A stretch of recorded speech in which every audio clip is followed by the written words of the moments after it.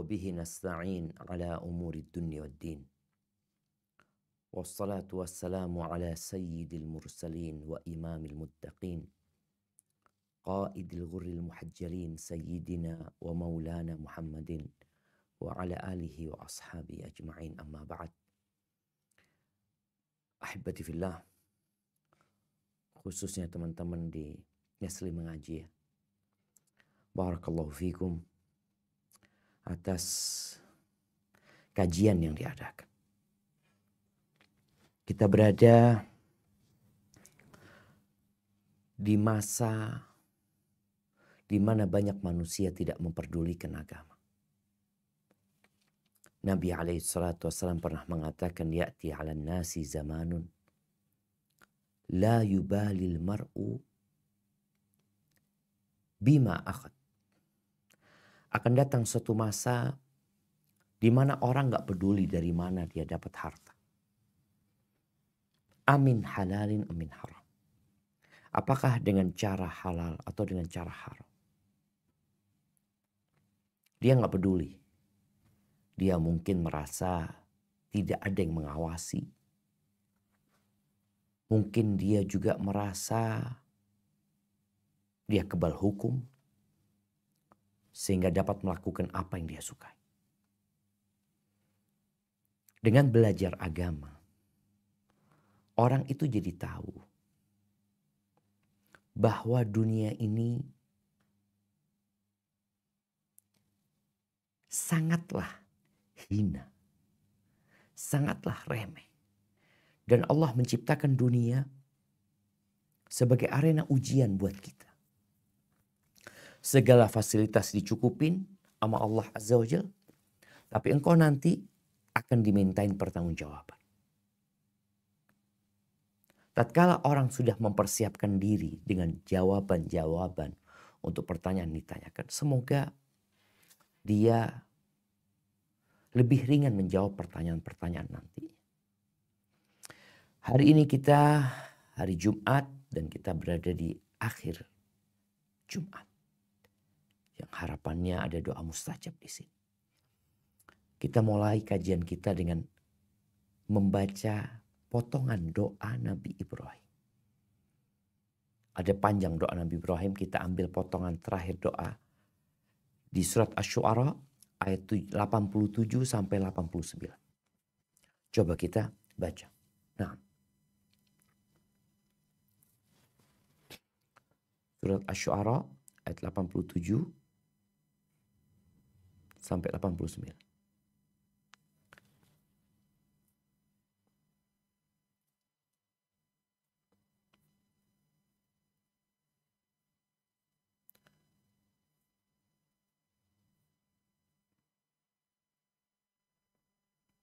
A'udzu billahi minasyaitonir rajim. Wala tukhzini yawma yub'atsun.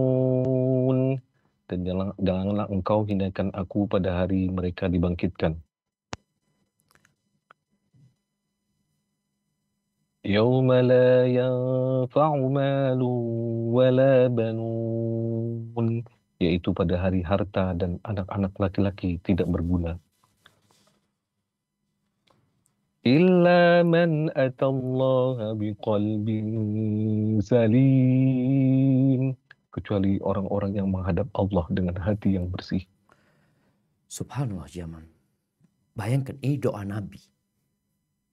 Doa Khalilur Rahman. Dia meminta kepada Allah agar tidak dihinakan di hari dibangkitkannya manusia. Karena pada hari itu semuanya ditampakkan. Yauma idzin tu'raduna la takhfa minkum khafiyah. Enggak ada yang disembunyikan. Bagaimana kalau semua dosa-dosa kita ditampakkan, ditunjukkan.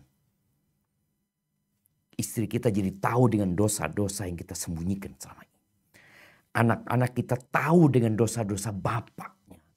Yang selama ini mungkin dianggap bapaknya orang yang soleh. Orang tua kita juga ditampakkan kepada ini loh anakmu kayak gini. Kita akan disidang. Makanya seorang yang beriman dengan adanya persidangan pada hari kiamat. dan yakin, dia akan berdoa. Dia akan memohon kepada Allah Azza wa Jalla. Pada hari itu tidak berguna harta dan anak-anak. Kalau engkau punya sepenuh bumi ini emas. Atau seorang mungkin yang punya sepenuh bumi ini susu. Yang kalau di dunia ini bisa ditukar jadi uang. Di dunia ini bisa dijadikan alat untuk suap. Untuk menebus dirinya. Untuk membeli, untuk membayar lawyer. Untuk membeli hakimnya.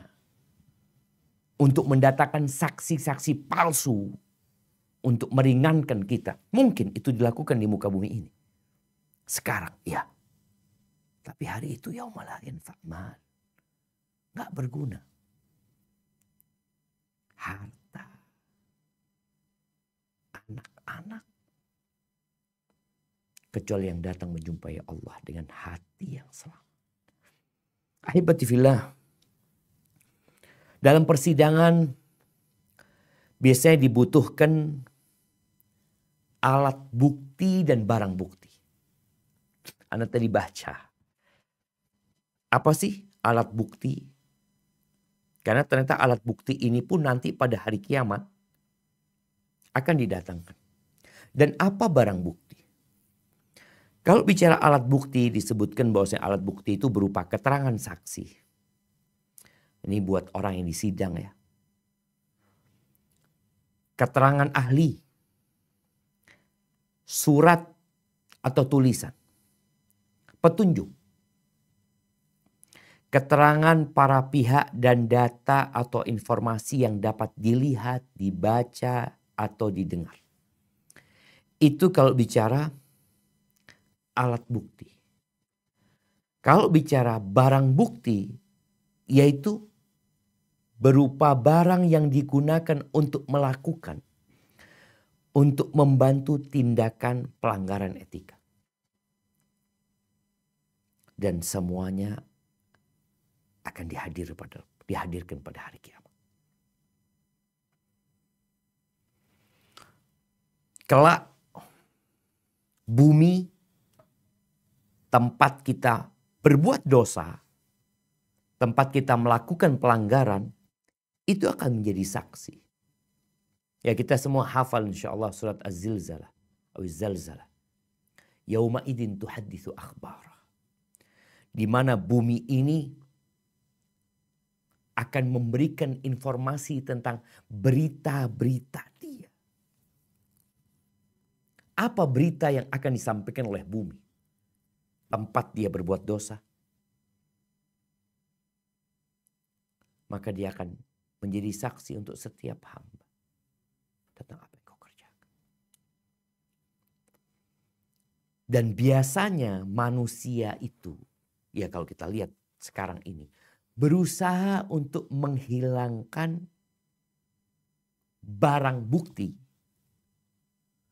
atau mengkondisikan alat bukti. Bagaimana dia cari ahli, dia cari saksi yang mungkin akan meringankan dia.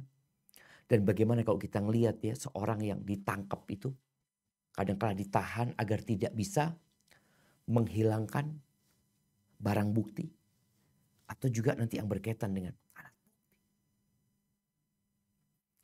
Pada hari kiamat, ya kita ketika berbuat dosa selalu ingin tersembunyi. Gak ada yang melihat kita. Gak ada yang merekam kita. Gak ada CCTV. Mungkin CCTV bisa menjadi alat bukti. Ya. Kita menghindar dan orang-orang kalau ada CCTV, dia lebih takut untuk melakukan pelanggaran pada waktu itu. Sedangkan nanti pada hari kiamat, malaikat-malaikat akan menjadi saksi. Bumi juga menjadi saksi. Tapi manusia ini.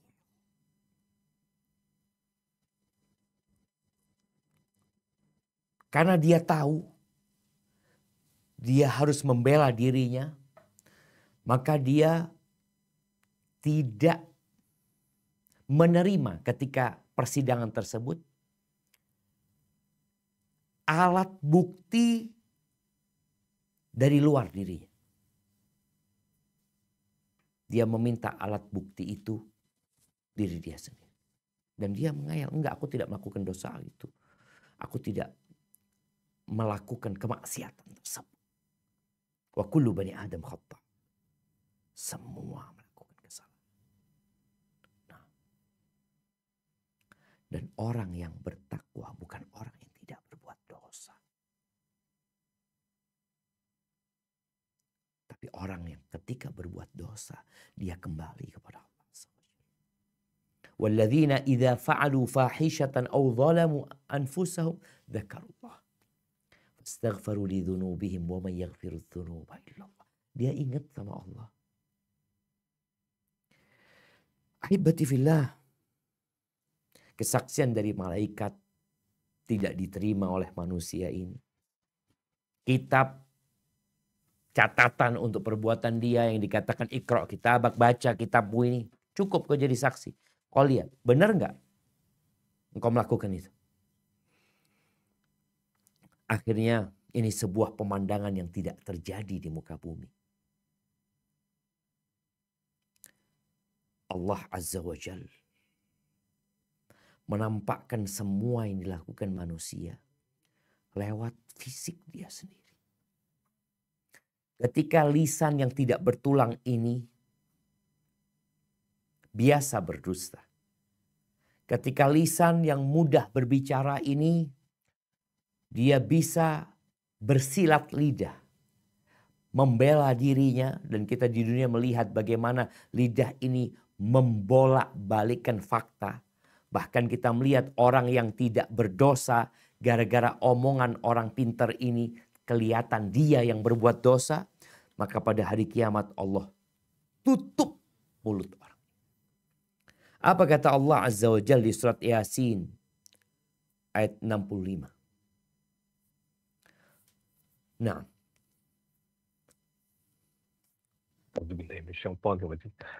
اليوم نختم على أفواههم وتكلمنا أيديهم وتشهد أرجلهم بما كانوا يكسبون. Pada hari ini kami tutup mulut mereka dan berkatalah kepada kami tangan mereka dan memberi kesaksianlah kaki mereka terhadap apa yang dahulu mereka usahakan. Ditutup, dikunci mulut. Jadi tubuhnya bersaksi. Jadi kita perlu benar-benar menghadirkan keimanan ini. Ketika engkau berbuat dosa, ketika engkau sendirian, engkau nggak sendirian. Engkau bersama dirimu sendiri. Engkau bersama tanganmu. Yang mungkin dia melakukan perbuatan dosa. Engkau dengan kedua matamu. Engkau berjalan dengan kedua kakimu ke tempat perbuatan itu. Kakimu akan ngomong nanti. Tangan juga berbicara. Jangan pernah merasa sendirian. Dalam hadis yang diriwayatkan Imam Muslim dari Anas bin Malik radhiyallahu anhu, dia berkata, "Kunna 'inda Rasulillah sallallahu alaihi wasallam fadhahik." Pada suatu hari kita berada di sisi Rasulullah SAW. Tiba-tiba beliau tertawa. Faqala hal tadruna mimma adhak. Lalu beliau alaihi salatu wassalam bertanya, kalian tahu nggak dari apa aku tertawa? Apa yang menyebabkan aku tertawa? Para sahabat mengatakan, Allah dan Rasulnya yang lebih tahu. Kami nggak tahu. Lalu beliau menjelaskan yang menyebabkan beliau tertawa. Min mukhatabatil abdi rabbahu. Aku tertawa dari dialog yang terjadi antara seorang hamba dengan Tuhan. Dengan Allah Azza wa Jalla. Di mana hamba ini mengatakan, Ya Rabbi, wahai Rabbku. Alam tujirni minadh dhulm. Bukankah engkau menjamin tidak akan ada kezaliman terhadap diriku? Kata Allah, bala, benar. Ada jaminan itu. Engkau tidak akan dizalimi. Qala fayaqul, lalu orang yang disidang ini mengatakan, fa inni la ujizu ala nafsi illa syahidan min. Aku tidak rela dengan saksi kecuali dari diriku sendiri. Dia nggak mau saksi dari bumi, dari tanah yang dia pijak, dari malaikat-malaikat. Enggak. Aku tidak ridho kecuali dengan saksi dari diriku. Kata Allah Azza wa Jalla, kafa bi nafsika al-yawma 'alaika syahida. Cukup engkau sebenarnya sebagai saksi atas dirimu sendiri. Wa bil kiramil katibina syuhudan. Dan cukup malaikat-malaikat sebagai saksi. Karena malaikat itu mencatat, kiraman katibin ya'lamuna ma taf'alun. Malaikat-malaikat mencatat amalan kita. Jadi benar-benar semua alat bukti itu lengkap. Engkau tinggal mau yang mana. Karena dia nggak mau kecuali dari dirinya. Qal fayukhtamu ala fi. Maka kata Nabi SAW, orang ini dikunci mulutnya. Fayuqalu li arkanihi intiqi. Lalu dikatakan kepada raganya, berbicara engkau. Fatantiqu bi'a'malihi. Maka raganya berbicara dengan amalan-amalan dia. Tiba-tiba tangan berbicara, jari berbicara, telinga berbicara, mata berbicara, kaki berbicara, menjelaskan apa yang dia lakukan. Bayangin ya bagaimana kondisi yang tubuh kita ini, tatkala kita berbuat dosa, dia selalu hadir. Dan kita pun berbuat dosa dengan fasilitas yang Allah berikan. Ternyata fasilitas ini merekam. Gimana ya kalau antum dikasih alat sadap. Kalau antum berbicara, pembicaraan antum disadap. Bagaimana kalau ternyata kemanapun antum pergi, antum itu diikutin. Ada alat yang bersama antum. Kita kan kepingin bebas ya berbuat dosa. Kita akan hilangkan alat tersebut ya. Maka orang kalau melihat CCTV dia matikan penjahat itu. Dimatikan CCTV-nya. Diambil umpamanya tempat penyimpanannya. Dia rusak semua itu agar dia selamat. Sehingga tatkala dicari alat bukti nggak ada alat bukti tersebut. Bagaimana kalau ternyata alat buktinya itu dirimu sendiri? Mampukah kita menghilangkan tangan kita? Tatkala kita hendak berbuat dosa. Mampukah kita menghilangkan kaki kita? Enggak. Dan ternyata semuanya merekam. Maka semua raga itu berbuat menyatakan dosa-dosa yang dia lakukan. Thumma yukhalla bainahu wa bainal kalam. Kemudian setelah selesai kesaksian dari raganya, dibuka kembali mulut orang ini. Fayaqul bu'dan lakunna wa suhqan. Celaka kalian semuanya. Dia marah dengan raganya sendiri. Kenapa? Fa'an kunna kuntu unabil. Aku tadi tuh sedang belain kalian. Dia berbohong tadi. Dia mengatakan gak mau saksi kecuali dirinya. Karena tujuannya bela diri. Dia pikir aman. Dia akan selamat. Kenapa? Karena dunia sudah hancur. Mana lagi alat bukti? Nggak ada, pikirnya dia. Ternyata Allah berikan kepada kita alat bukti yang membuat kita tidak bisa lari. Dan ini Allah ceritakan sekarang agar kita takut kepada Allah Azza wa Jalla. Maka pesan Nabi alaihi salatu wassalam, ittaqillah haitsu ma kunta. Bertakwalah kepada Allah dimanapun kau berada. Wa atbi'is sayyi'atal hasanata tamhuha. Kalau engkau Afwan berbuat Ustaz, dosa, sepertinya audionya nah, gimana? Suaranya masih terdengar? Baik. Suaranya terdengar? Nah, Nabi SAW mengatakan ittaqillah haitsuma kunta, bertakwalah kepada Allah dimanapun kau berada. Wa atbi'is sayyi'atal hasanata tamhuha. Ikutin perbuatan salahmu dengan perbuatan baik. Itu akan menghapuskan. Artinya kita nggak akan terlepas dari dosa. Tapi bagaimana kita tatkala berbuat dosa bertobat kepada Allah Azza wa Jalla.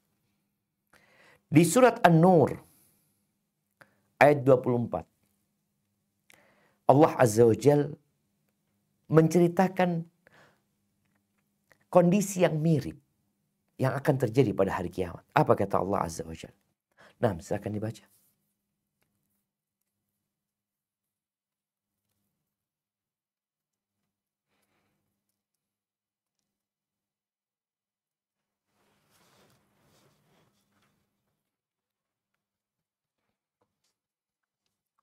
A'udzu billahi minasyaitonir rajim. يوم تشهد عليهم ألسنتهم وأيديهم وأرجلهم بما كانوا يعملون. Pada hari ketika lidah, tangan, dan kaki mereka menjadi saksi atas mereka terhadap apa yang dahulu mereka kerjakan. Allahu Akbar. Lidah pun nanti akan bersaksi. Bahkan kalau kita lihat yang paling banyak beramal dari raga kita itu lidah. Dia bergerak terus ngomong ya. Kita dapat melihat orang ketika ngobrol ya 1 jam. Duduk dia. Tangannya tidak bergerak. Kakinya nggak bergerak. Lidahnya terus. Dan lidah pun akan bersaksi. Dengan apa yang dia omongkan. Kalau tadi dia bela-bela dirinya. Dia didiamkan. Nggak ngomong. Lidahnya berbicara. Memberikan kesaksian atas yang diomongkan lidah dalam kehidupan ini. Mungkin dia pernah memaki. Mungkin dia pernah berkata-kata kekufuran. Dia pernah mengatakan kepada orang tuanya. Dia durhaka. Lidah pun jadi saksi. Yang lebih dari itu jemaah. Kulit itu akan jadi saksi. Ahibati fillah. Allah itu ala kulli syai'in qadir. Allah maha kuasa atas segala sesuatu. Allah maha mengetahui segala sesuatu. Sekarang aja manusia sudah canggih. Bagaimana kita bisa mengetahui keadaan orang. Dia sedang ada di mana lewat nomor handphonenya. Bagaimana kita juga bisa merekam suara orang tersebut. Lewat handphone dia sendiri. Bahkan sekarang orang mau naik pesawat, mau naik kereta, dia boardingnya hanya dengan wajahnya. Sudah terekam. Keberadaan dia di mana-mana terekam. Itu kecanggihan manusia sekarang. Bagaimana dengan Allah Rabbul Alamin? Yang dia sudah mengetahui apa yang akan terjadi. Allah udah tahu kau bakal ngapain. Tapi Allah siapkan alat bukti untuk menegakkan keadilan. Sehingga engkau gak punya alasan lagi tatkala disiksa. Apa kata Allah Azza wa Jalla di surat Fussilat ya. Kita baca ayat 19 sampai 24. Bagaimana Allah menceritakan tentang manusia-manusia yang akhir ceritanya di neraka. Karena mereka melupakan Allah dan Allah lupakan mereka. Nah, silakan dibaca. A'udzu billahi minasyaitonir rajim. Wa yawma yuhsyaru a'da'ullahi ilan nari fahum yuza'un. Dan ingatlah hari ketika musuh-musuh Allah digiring ke dalam neraka, lalu mereka dikumpulkan semuanya. Hatta idza ma ja'uha syahida 'alaihim sam'uhum wa absaruhum wa juluduhum bima kanu ya'malun. Sehingga apabila mereka sampai ke neraka, pendengaran, penglihatan, dan kulit mereka menjadi saksi terhadap mereka tentang apa yang telah mereka kerjakan. وقالوا لجلودهم لما شهدتم Lima علينا syahidtum. قالوا أنطقنا الله الذي أنطق كل شيء وهو خلقكم أول مرة وإليه ترجعون. Dan mereka berkata kepada kulit mereka, "Mengapa kamu menjadi saksi terhadap kami?" Kulit mereka menjawab, "Allah yang menjadikan segala sesuatu pandai berkata, telah menjadikan kami pandai pula berkata. Dan dialah yang menciptakan kamu pada kali pertama dan hanya kepadanya lah kamu dikembalikan." وما كنتم تستطيعون أن يشهد عليكم سمعكم ولا أبصاركم ولا جلودكم ولكن ظننتم أن الله لا يعلم كثيرا مما تعملون. Kamu sekali-sekali tidak dapat bersembunyi dari kesaksian pendengaran, penglihatan, dan kulitmu kepadamu. Bahkan kamu mengira bahwa Allah tidak mengetahui kebanyakan dari apa yang kamu kerjakan. وَذَلِكُمْ ظَنُّكُمُ الَّذِي ظَنَنْتُمْ بِرَبِّكُمْ أَرْدَاكُمْ فَأَصْبَحْتُمْ مِنَ الْخَاسِرِينَ. Dan yang demikian itu adalah prasangkamu yang telah kamu sangka kepada Tuhanmu, dan dia telah membinasakan kamu, maka jadilah kamu termasuk orang-orang merugi. فَإِنْ يَصْبِرُوا فَالنَّارُ مَثْوًى لَهُمْ وَإِنْ يَسْتَعْتِبُوا فَمَا هُمْ مِنَ الْمُعْتَبِينَ.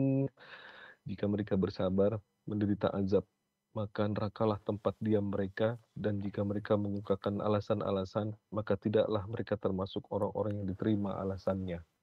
Na'udzubillahi minan nar. Itu salah satu pemandangan yang terjadi pada hari kiamat, di mana penyesalan tiada guna, alasan tidak diterima, dan ternyata ada sebagian kita yang memang berprasangka Allah nggak melihat, Allah nggak tahu. Padahal innallaha kana alaikum raqib. Allah senantiasa mengawasi. Maka seorang yang beriman hendaklah menumbuhkan rasa malu. Kita tuh malu kalau dilihat orang berbuat dosa. Makanya orang yang namanya riya itu selalu kebaikan. Dosa dia sembunyikan. Bagaimana tatkala dia tumbuhkan rasa malu, Allah ngelihat gimana nanti kalau aku di hari kiamat di sidang dan semua menjadi saksi. Ahibati fillah, Al-Imam Ibnul Qayyim rahimahullahu ta'ala, beliau menyebutkan tentang 3 sungai buat para pelaku dosa. Ada 3 sungai buat para pelaku dosa yang dengannya dia bisa mensucikan diri mereka di dunia ini. Kalau ternyata 3 sungai ini nggak cukup untuk membersihkan dosa-dosa dia, maka mau tidak mau, kalau dia tidak diampuni sama Allah, dia harus dibersihkan di dalam api neraka. Sungai yang pertama adalah sungai taubat nasuha. Berenanglah engkau di sana. Ceburkan dirimu ke sana. Dengan menyesali, meninggalkan dan bertekad untuk tidak mengulang. Sungai yang kedua adalah sungai kebaikan-kebaikan yang banyak. Perbanyak perbuatan baik. Terus ya. Karena ada orang yang kadangkala salah memahami kebaikan dan keburukan. Tatkala melihat ada seorang berbuat dosa dan dia berbuat baik. Kata dia, aduh gak ada gunanya engkau berbuat baik. Dosa tetap jalan. Iya. Kita pelaku dosa. Tapi bukan berarti tatkala kita berbuat dosa, kita berhenti berbuat baik. Enggak. Harapannya dengan engkau berbuat baik, dosamu dihapuskan. Atau engkau nanti berhenti berbuat dosa. Karena sebagian orang awam berpendapat nih orang sholat tapi maksiat jalan. Apakah orang yang berbuat maksiat disuruh berhenti sholat? Enggak. Suruh tambah sholat. Tambah sholatnya engkau. Tambah puasamu. Tambah zikirmu. Karena innal hasanat yuhibna sayyi'at. Akan ditimbang nanti kebaikan dan keburukan. Yang berat kebaikannya, fahuwa fi 'ishatir radiyah. Kemudian yang ketiga ada sungai musibah. Musibah besar. Di mana ada orang yang Allah kasih musibah. Bahkan ada yang musibahnya nempel sama dia sampai mati. Ada orang yang dikasih penyakit stroke. Yang gak sembuh. Sampai mati. Ada yang dikasih asma sampai mati. Ada yang dikasih lutut yang sakit sampai mati. Jadi musibah-musibah khusus yang musibah yang besar itu bisa penghapus dosa. Yang kecil menghapuskan dosa apalagi yang besar. Dan Allah Azza wa Jal kalau ingin kebaikan buat hambanya, maka Allah akan masukkan dia di salah satu sungai ini, atau dia melewatin 3 sungai ini, sehingga pada hari kiamat ketika dia disidang, dosa-dosanya sudah dihapuskan. Dan dia masuk surga insya Allah tanpa harus disucikan di neraka. Barakallahu fiik, itu mungkin yang dapat Anda sampaikan. Kurang lebihnya mohon maaf, mungkin kita ada sisa waktu untuk sesi tanya jawab. Anda kembalikan ke moderator. Jazakumullah khair.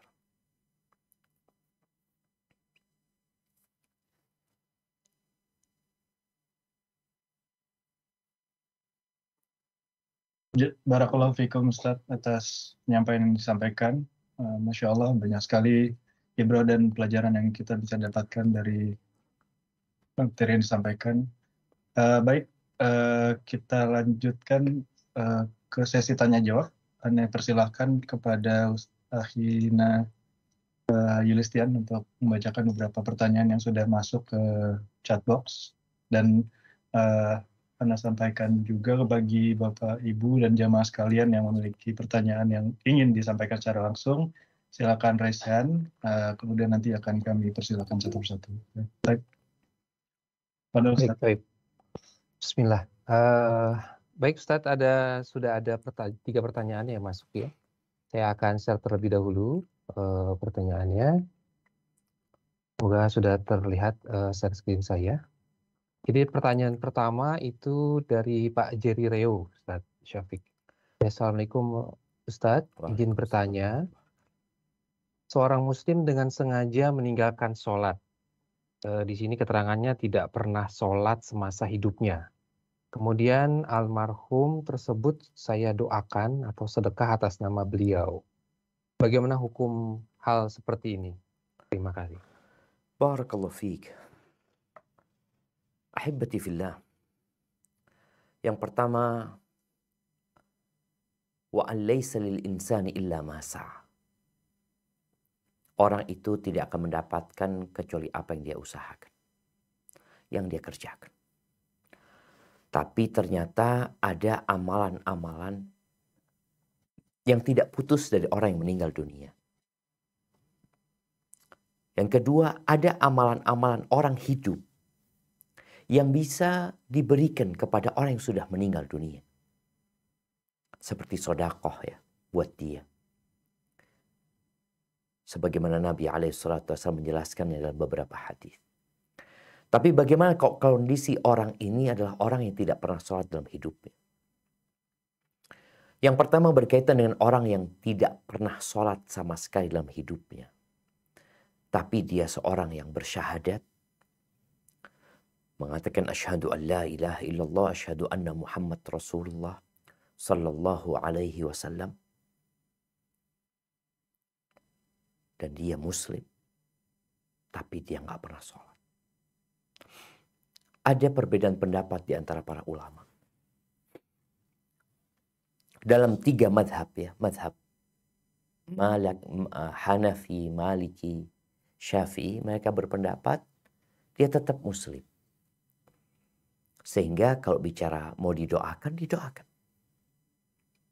Didoakan kalau mau sedekah atas nama dia, ya semoga diterima. Tapi dalam mazhab Hambali, dia sudah keluar dari Islam. Kalau dia nggak pernah sholat sama sekali. Sehingga posisi orang ini ya antara 2 hal tadi. Sehingga kita nggak tahu. Kalaupun kita berpendapat dengan pendapat Imam Syafi'i umpamanya dia tetap Islam. Oke, nggak ada masalah kita sedekah. Tapi diterima atau tidaknya wallahu a'lam. Engkau doakan nggak ada masalah. Semoga Allah mengampuni. Tapi kita tahu kalau ternyata orang itu di mata Allah Azza wa Jalla adalah orang yang sudah keluar dari Islam. Karena boleh jadi dia memang sudah keluar dari Islam. Hanya saja dia tidak menyampaikan karena dia hidup di lingkungan umat Islam. Sehingga ketika mati dia dirawat seperti umat Islam. Kemudian dikuburkan di pemakaman umat Islam. Tapi intinya buat kita, karena kita nggak tahu hakikat orang tersebut. Apalagi ada khilaf di antara para ulama. Silahkan kau doakan dia. Engkau mau sedekah atas nama dia. Semoga Allah mengampuni dosa-dosanya. Hadza wallahu a'lam bissawab.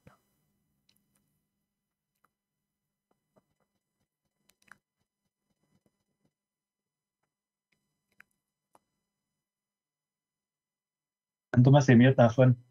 Dan Baik, jazakallah Ustaz atas jawabannya. Saya akan lanjutkan dengan pertanyaan kedua ya dari Pak Haryanto. Ada 2 pertanyaan Ustadz yang akan ditanyakan. Yang pertama adalah apakah batas dosa untuk anak itu dimulai dari akil baligh meskipun masih ikut orang tua? Dan yang kedua, apakah anak yang mulai mengabaikan sholat 5 waktu itu ada kemungkinan kemasukan jin? Betul Ustaz. Barakallahu fiik. Iya, kalau bicara sejak kapan dosa anak dicatat.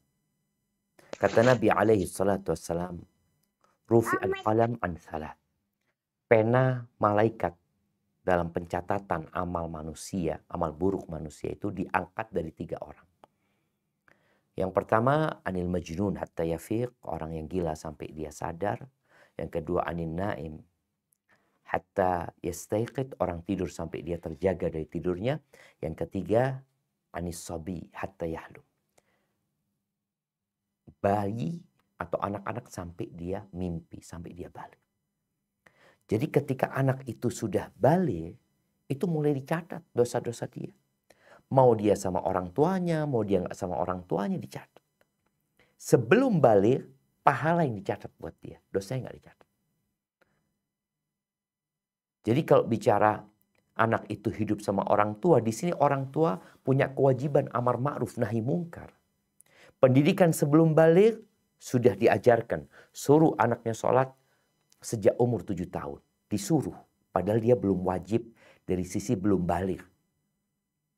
Tapi udah disuruh orang tua dalam rangka proses mendidik anak tersebut. Pukul dia kalau 10 tahun dia nggak sholat. Artinya orang tua harus mendidik dengan sungguh-sungguh. Bukan hanya disuruh tapi dibiarkan. Disuruh, diawasin. Dan dikasih sanksi tatkala mereka melanggar. Kalau bicara apakah anak yang mulai meninggalkan sholat ya, mengabaikan sholat kemasukan jin. Kita tahu jin itu, setan itu ikut aliran darah. Nabi SAW mengatakan, inna syaiton yajri majrad dam. Setan itu ikut aliran darah. Ada dia membisik-bisikan keburukan kepada kita. Maka kalau bicara anak itu mulai digodain setan, iya jelasnya. Setan masuk kepada dia, menggodain dia. Tapi apakah dia seperti orang yang kerasukan jin sehingga tidak sadar? Enggak. Kita lihat ada orang kemasukan jin sampai gila. Ini enggak dia sadar, tapi digodain setan. Iya. Makanya tugas kita bukan bicara ruqyah. Oke, kita disuruh dari pagi meruqyah diri kita. Kita baca zikir pagi dan petang. Kita baca ayat kursi. Kita baca qul a'udzu birabbin nas, malikin nas, ilahin nas, min syarril waswasil khannas. Alladzi yuwaswisu fi sudurin nas minal jinnati wan nas.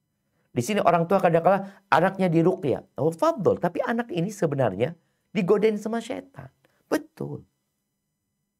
Maka seharusnya diajarin anak itu bagaimana ya meruqyah dirinya, kemudian bagaimana diajak ke tempat-tempat yang baik ya, sehingga dia melihat orang-orang sholat, dia ikut sholat bersama mereka. Tapi kalau dia kumpul sama setan-setan dari manusia, kadang-kala dia juga nggak sholat di sana. Hadza wallahu a'lam bissawab. Jazakallah khair Ustaz. Pertanyaan selanjutnya Ustaz, seandainya seorang hamba sudah bertaubat, tadi Ustaz mengatakan ada 3 sungai ya Ustaz ya. Kemudian apakah saat penghakiman nanti dosa tersebut akan ditampakkan oleh Allah melalui kesaksian tubuh kita? Apakah ditutupi Ustaz untuk dosa yang sempat ditaubatkan tadi Ustaz? Masya Allah, barakallahu fikum. Man taba taballah alaih. Barang siapa yang bertobat, maka Allah akan menerima tobat dia. Al-Islam yajubbu ma qabla. Islam itu menghapuskan dosa-dosa yang telah lalu. Kemudian tobat itu juga menghapuskan dosa-dosa yang lalu. Lalu bukan hanya dosa itu dihapuskan ketika dia taubat dengan taubatan nasuha. Allah mengatakan, ya ayyuhalladzina amanu tubu ilallahi taubatan nasuha asa rabbukum an yukaffira ankum sayyiatikum. Semoga Allah menutupi dosa-dosa kalian. Ditutup dosa itu dengan taubatan nasuha.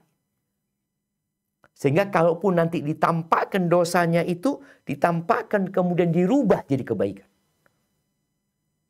Illa man taba wa amana wa amila amalan salihan faulaika yubaddilullahu sayyiatihim hasanat. Allah akan ganti dosa-dosa itu dengan kebaikan. Maka bagaimana dalam sebuah athar disebutkan, Ibnu Katsir dalam tafsirnya ketika menyebutkan fa'amma man utiya kitabahu biyaminih. Adapun orang yang mendapatkan kitab dengan tangan kanannya, ketika kitab itu diberikan kepada dia, disuruh baca, dia ditampakkan dosa. Dia tahu di dosa-dosa dia. Ya dia berbuat dosa ini. Wajahnya berubah dia ketika melihat dosa-dosa itu. Kemudian nanti setelah terakhir, Allah ganti dosa-dosa itu dengan kebaikan. Lalu wajahnya berubah kembali bergembira. Dia mengatakan baca kitab. Jadi seperti itu. Yang jelas mereka yang bertobat dengan taubat dan nasuha. Cuma yang jadi masalah tadi kadang-kala kita ini tobatnya belum nasuha. Sehingga yang harus kita lakukan sekarang bagaimana memperbaiki tobat kita, memperbaharui tobat kita. Yang punya dosa menunda tobat, dia bertobat dari menunda tobat. Dengan harapan benar-benar hari kiamat tadi dihapuskan dan dirubah menjadi kebaikan. Hadza wallahu a'lam bissawab. Nah. Jazakallah khair Ustaz. Jadi jangan bertobat dari menunda tobat ya Ustaz ya. Nah. Pertanyaan berikut Ustaz dari Ibu Resti. Assalamualaikum warahmatullahi wabarakatuh Ustaz. Saya bertanya, zikir atau doa apa yang sebaiknya kita baca untuk memohon pengampunan Allah atas dosa-dosa dan kesalahan yang kita lakukan? Jazakallah khair. Barakallahu fiik. Iya jamaah, kalau bicara zikir dan doa apa? Rasulullah SAW mengajarkan banyak doa. Kalau bicara istighfar, beliau mengajarkan doa, Rabbighfirli wa tub alayya innaka antat tawwabur rahim. Ya Allah, wahai Rabbku, ampuni aku, berikan tobatmu kepada aku, sesungguhnya Engkau Maha Pengampun dan Maha Pengasih.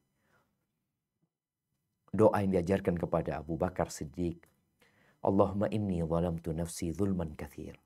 Ya Allah, sesungguhnya aku banyak berbuat kesalahan atas diriku sendiri. Aku banyak menzalimi diriku dengan kezaliman yang banyak. Fa innahu la yaghfiru dzunub illa anta. Tidak ada yang bisa mengampuni dosa kecuali Engkau. faghfirli maghfiratan min 'indika warhamni innaka antal ghafurur rahim. Ampuni aku ya Allah dengan ampunan darimu dan kasihi aku. Sesungguhnya Engkau Maha Pengampun dan Maha Pengasih. Jadi ada banyak doa yang diajarkan Nabi SAW. Kemudian doa istiftah, Allahumma ba'id baini wa baina khataya, ya Allah jauhkan aku dari dosa-dosaku. Jadi seorang hamba itu hendaklah memperbanyak zikir itu. Kalau ada dosa besar, ada perbedaan ya menyikapi dosa besar dan dosa kecil. Dosa besar itu harus bertaubat. Di mana syaratnya dia harus menyesali, meninggalkan, bertekad untuk tidak mengulangi. Adapun dosa-dosa kecil yang kadang-kadang kita nggak sadar ya, itu sholat yang 5 waktu, istighfar kita, itu insya Allah akan menghapuskan.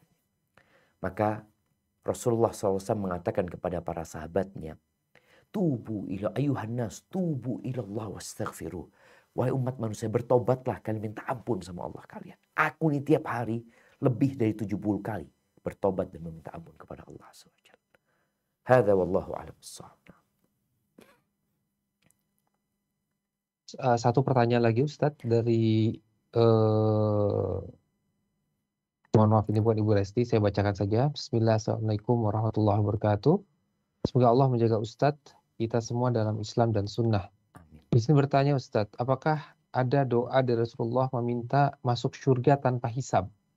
Karena yang saya pahami ada doa dari Rasulullah yang dibaca sebelum salam. Allahumma hasibni hisabayiro.